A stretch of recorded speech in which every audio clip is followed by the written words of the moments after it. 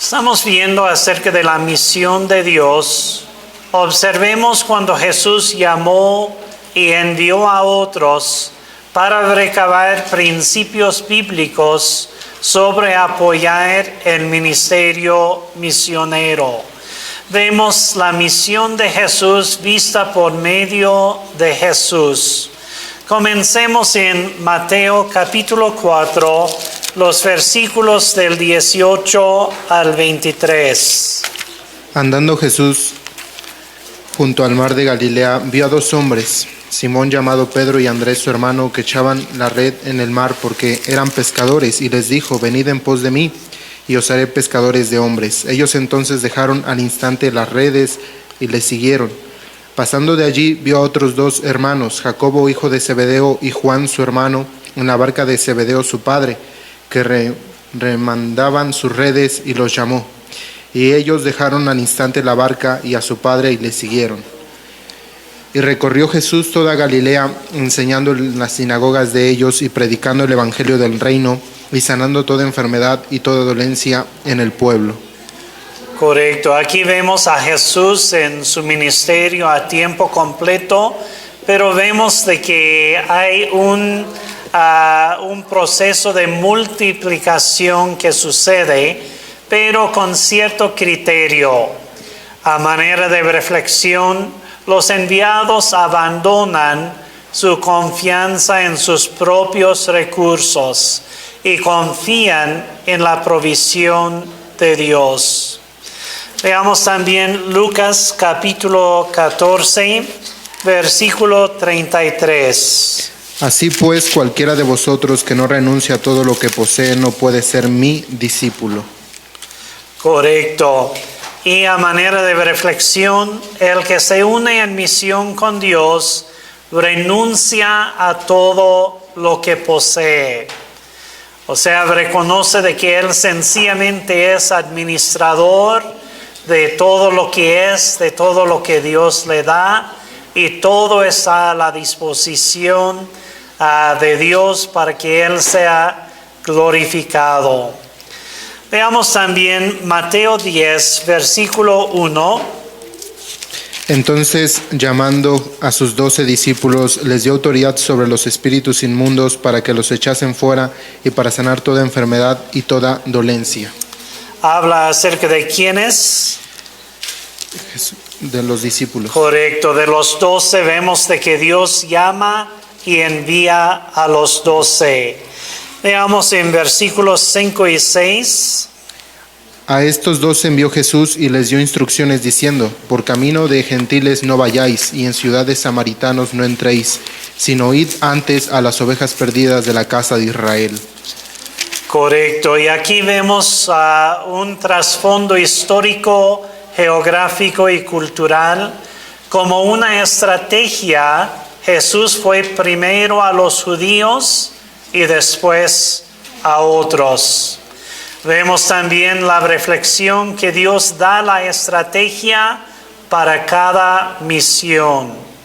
Continuamos en los versículos 9 y 10. No os proveáis de oro, ni plata, ni cobre en vuestros cintos, ni de alforja para el camino, ni de 2 túnicas, ni de calzado, ni de bordado, porque el obrero es digno de su alimento. Y el versículo 11. Mas en cualquier ciudad o aldea donde entréis, informaos quién en ella sea digno, y posad allí hasta que salgáis. Correcto. Y el versículo 12 también. Y al entrar en la casa, saludadla. Correcto. Aquí podemos ver en el versículo 11, ellos tenían que hacer ¿qué cosa? Dice: informaos quién en ella sea digno. O sea, vemos en este momento que ellos tenían que informarse, es decir, pedir apoyo. Y a manera de reflexión vemos que los que se unen en misión con Dios piden apoyo. Continuamos viendo en Lucas capítulo 10, en los versículos 1 a 7. Comencemos con Lucas 10, versículo 1. Después de estas cosas designó el Señor también a otros 70, a quienes envió de dos en dos delante de él a toda ciudad y lugar donde él había de ir. Correcto, aquí vemos que Jesús llama y envía a los 70. Vemos lo que dice el versículo 2. Y les decía: la mies a la verdad es mucha, mas los obreros pocos. Por tanto, rogad al Señor de la mies que envíe obreros a su mies. Correcto, y aquí hay una reflexión muy grande. Pídanle al Señor de la cosecha que mande obreros a su campo. Esta debe ser nuestra petición, nuestra plegaria, nuestra intercesión delante de Dios. Pero no quiero que se asusten. Vemos lo que dice el siguiente versículo 4. No llevéis bolsa ni 3, perdón. Id, he aquí yo os envío como corderos en medio de lobos. ¿Qué oraron? Señor, envía obreros. ¿Qué hizo Jesús? Los envió a ellos mismos. Bueno, vemos también de que la misión es de Dios. Para que envíe obreros a su mies. No, la misión no es nuestra, sino que Él es el que se encarga de la cosecha, de la misión, de la provisión. Él es el Señor de la mies. Continuamos versículos 3 y 4. Id, he aquí yo os envío como corderos en medio de lobos. No llevéis bolsa, ni alforja, ni calzado, y a nadie saludéis por el camino.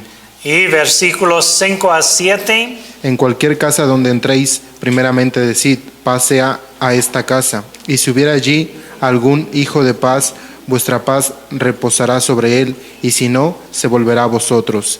Y posad en aquella misma casa, comiendo y bebiendo lo que os den, porque el obrero es digno de su salario. No os paséis de casa en casa. Correcto. Y como esas dos historias tienen cosas en común, vamos a estar viendo ahora reflexiones sobre Mateo 10 y Lucas 10. Vemos en primer lugar, Dios llama y envía a obreros para su misión. Los enviados no confían en sus propios recursos, sino en la provisión de Dios. Dios llama a apoyadores y proveen para que ellos puedan apoyar. Vemos de que también a manera de reflexión, unos sirven al Señor a tiempo completo y otros los apoyan. A manera de reflexión, vamos a parar para que hagamos una oración.